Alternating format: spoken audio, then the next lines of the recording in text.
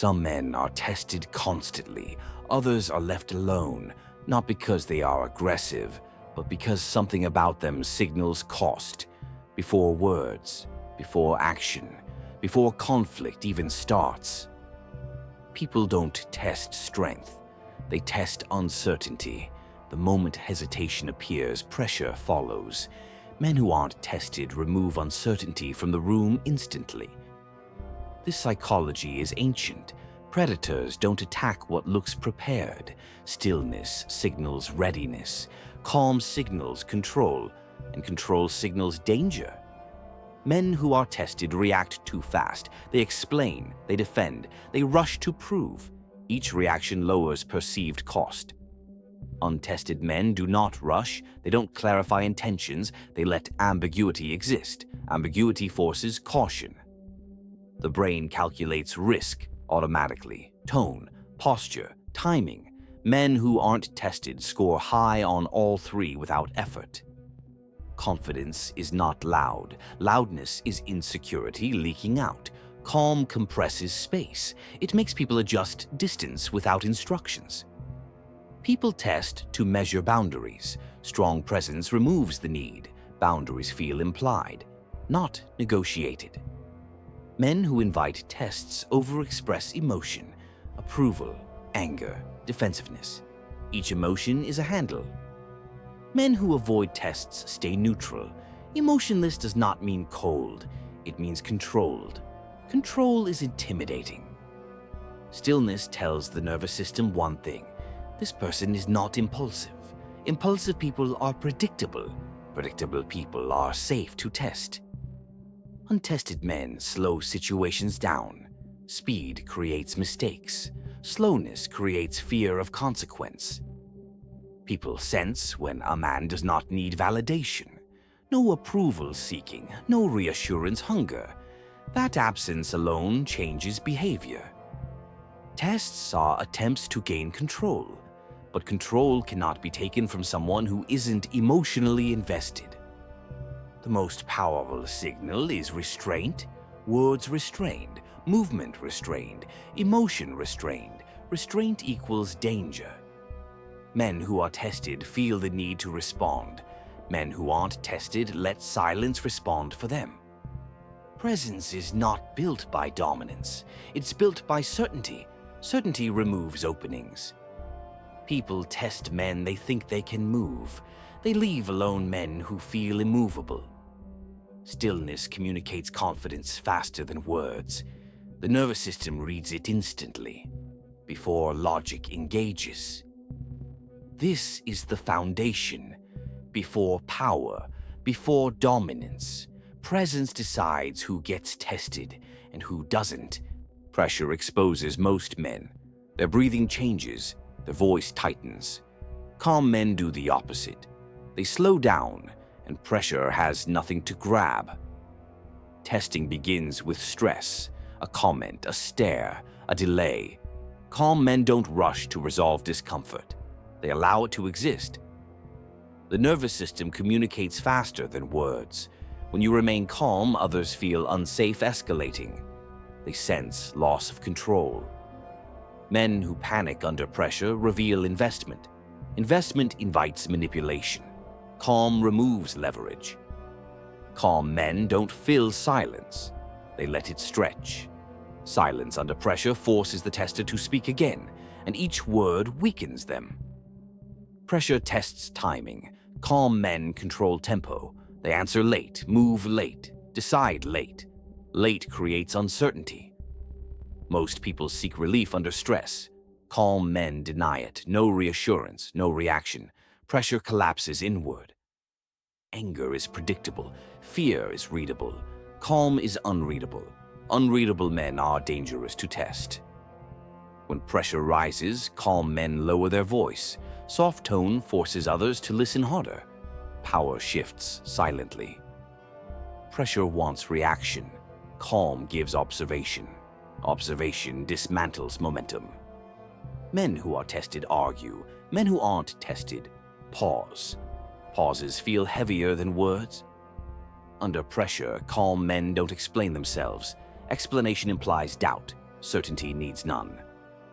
Pressure reveals priorities. Calm men prioritize control over comfort. Comfort seekers are easy targets. Testing escalates only when it feels safe. Calm removes safety. Escalation stops. Calm men don't mirror emotion. They break rhythm. Broken rhythm confuses intention. Pressure exposes ego. Calm hides it. Hidden ego denies attack points. The more intense the moment, the slower calm men move. Slowness implies choice. Choice implies power. Pressure fades when it finds no surface. Calm is smooth. Nothing sticks. People test men hoping for dominance or submission. Calm offers neither. That ambiguity ends the test. This is why tests collapse, not through strength, through calm that refuses engagement. Eye contact is not staring. Staring seeks dominance. Controlled eye contact communicates awareness. Awareness signals preparedness. Men who look away too fast invite pressure. Men who look too long invite challenge. The balance is stillness without tension. The nervous system reads eyes before words. Steady eyes suggest internal order. Disordered minds avoid testing order. Stillness amplifies eye contact. Movement dilutes it. The less you move, the more weight your gaze carries. Most men shift, adjust, fidget. Each movement leaks intent. Stillness hides strategy. Stillness under observation feels unnatural. That's why it intimidates. It breaks expected patterns. Timing decides whether silence feels weak or powerful. Silence before pressure feels passive. Silence after pressure feels dominant. Calm men allow a beat before responding. That pause forces others to second-guess themselves. Immediate responses feel reactive. Delayed responses feel intentional. Intentionality stops tests. Eye contact held during silence increases pressure on the tester. They feel exposed. You feel centered. Men who are tested break eye contact when unsure. Men who aren't tested break it on their terms. Stillness plus timing creates unpredictability. Unpredictability makes people cautious. Fast movements communicate anxiety. Slow movements communicate control. Eye contact without emotion removes hooks. No anger, no fear, nothing to grab. Timing isn't delay for effect, it's restraint. Restraint changes perception instantly. Men who rush feel controllable. Men who pause feel deliberate. Deliberate men are avoided. The body speaks even when the mouth doesn't. Stillness is a language few understand. Eye contact plus stillness compresses space. People step back without realizing why. Timing controls rhythm. Control rhythm, and you control interaction. This is why tests stop early. Before words, before escalation, before conflict exists. People don't consciously decide to back off. Their nervous system reacts first. Distance is created before logic appears. By the time the mind explains it, the body has already chosen safety over curiosity. The brain constantly scans for cost, not threat, cost. When a man feels unpredictable, emotionally contained, and unmoved, the brain assigns high consequence without proof. Men who over-signal friendliness lower perceived risk. Men who remain neutral increase it. Neutrality feels unreadable. Unreadable feels unsafe to challenge. Backing off is not fear. It is restraint. The instinct says, not worth the uncertainty.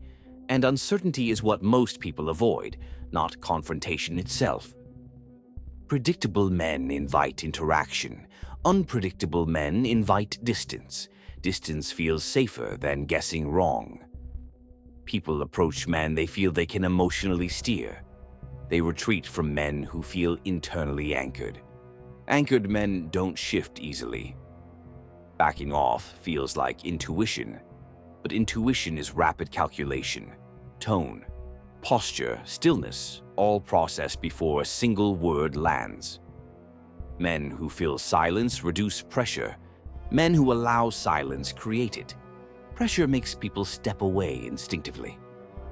Eye contact without emotional demand unsettles people. There is no invitation, no challenge, just awareness. Awareness alone raises cost. People test limits only where retreat feels possible. When retreat feels uncertain, testing stops early. Backing off protects self-image. If they never engage fully, they never lose. Avoidance preserves ego better than defeat. Men who chase respect signal need. Men who don't signal anything create tension. Tension causes distance. Subconscious fear is quiet. It feels like hesitation, a pause. That pause is the body choosing safety. People don't back off because they feel weak. They back off because the situation feels unclear. Clarity invites action. Ambiguity invites retreat.